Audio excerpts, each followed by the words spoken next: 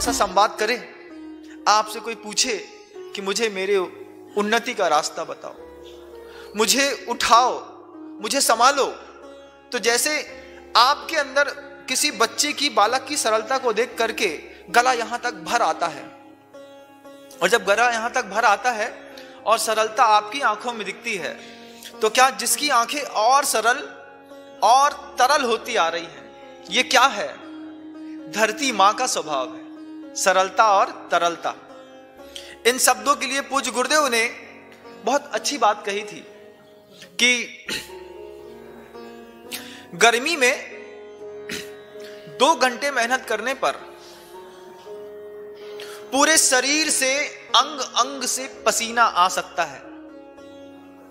जेठ की गर्मी पड़ रही हो, आप 2 घंटे धूप में मेहनत करिए, तो गर्मी में मेहनत करने पर व्यक्ति के अंग अंग से पसीना आ सकता है, लेकिन आंखों से पसीना कभी नहीं आता।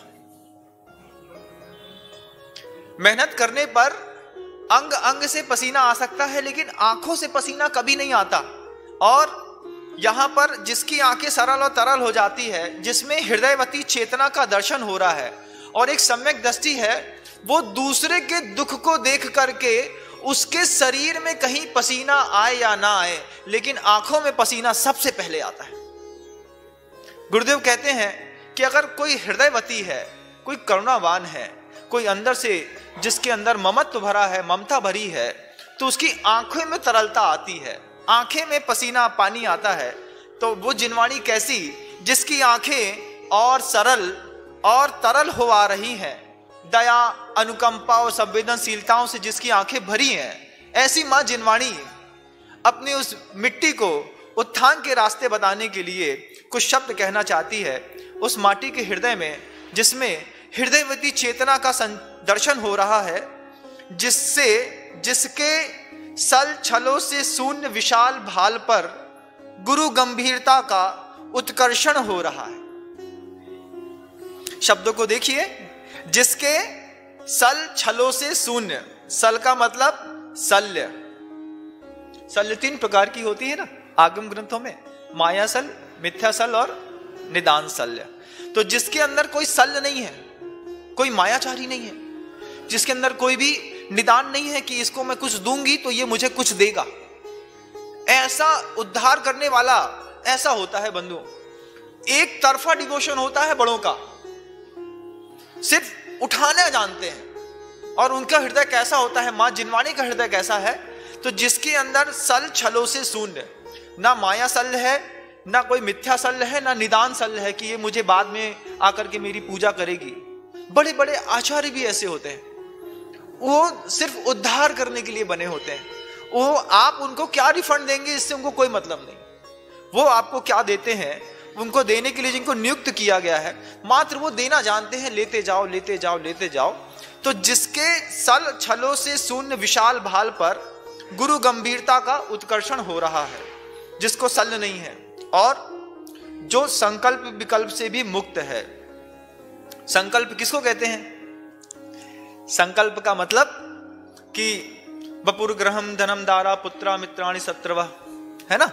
ये पत्नी मेरी है, पुत्र मेरा है, ये मकान मेरा है, पैसा मेरा है, प्रॉपर्टी मेरी है। इस प्रकार का जो मन के अंदर भाव होता है उसको संकल्प कहते हैं। सल शब्द के 2 अर्थ निकाल सकते हैं आप, शल्य भी निकाल सकते हैं और संकल्प भी निकाल सकते हैं। तो जो जिनके अंदर ये भाव रहता है कि दुनिया में दिखने वाले जितने भी पौद्गलिक चीजें हैं वो मेरी हैं, ऐसा उसके अंदर विकल्प का भाव नहीं, विकल्प नहीं है, संकल्प नहीं है। और विकल्प क्या है? विकल्प आपके मन के अंदर चलता रहता है, मैं सुखी दुखी मैं रंग राव, मेरे ग्रह गोधन प्रभाव है। तो जो अपने अंदर ही आर्त ध्यान सुख का या दुख के बारे में जो आप बार बार संवेदना करते रहते हैं, इसको विकल्प कहते हैं। मां जिनवाणी कैसी है, वो धरती कैसी है, जिसके सल छलों से शून्य, संकल्प से विकल्प से शल्यों से शून्य विशाल भाल पर, माथा बहुत चौड़ा और बड़ा है, महापुरुषों का ऐसे ही होता है, गुरु गंभीरता का उत्कर्षण हो रहा है।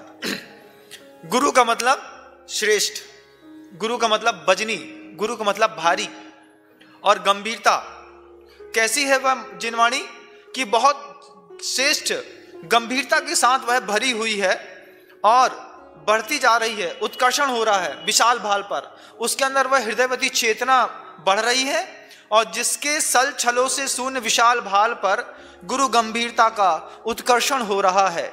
चेहरा देख करके आप पकड़ लेते हैं ना कई बार, पिताजी बहुत गंभीर हैं, कुछ सोच रहे हैं, बहुत अच्छे से सोच रहे हैं पिताजी। ऐसी माँ जिनवाणी सोच रही है कि माटी ने इतनी बड़ी बड़ी बात के साथ विनम्रता भी मांगी। माटी ने मांगा है सम्यक दर्शन, सम्यक ज्ञान, सम्यक चारित्र, पथ दो पाथे दो, और मैं इन गुणों को पाकर के अवनत बनी रहूंगी कि नहीं, यह भी मांगा है। उसके उपाय में धरती कहती है, सोच रही है कि अभी तो गंभीरता का चेहरा बिल्कुल सिंसियर हो गया, और कैसा, जिसके दोनों गालों पर गुलाब की आभा ले हर्ष के संवर्धन से द्रग बिंदुओं का अविरल वर्षण हो रहा है। कितनी द्रवित है वह मां जिनवाणी कि कह रही है पहली बार कोई ऐसा आया जिसने अपने उत्थान की बात करी है। अभी तक जितनी बार आप जिनवाणी पढ़ते होंगे बंधुओं, उस जिनवाणी से क्या करते हैं, जब भी जिनवाणी में कोई भी अच्छी बात निकलती है, कोई भी चारित्र की संबंधी बात निकलती है, तो आप हमेशा देखते हैं कि बात सही लिखी है, ये पालन नहीं करता। बात सही लिखी है, तुम ऐसा करते हो, ये बात ऐसी लिखी है, हम ऐसा करते हैं, ऐसा नहीं सोचता कोई। तुम ऐसा करते, तुम ऐसा करते, तुम ऐसा करते, और इसी तुम के चक्कर में पूरी जिंदगी निकल जाती है।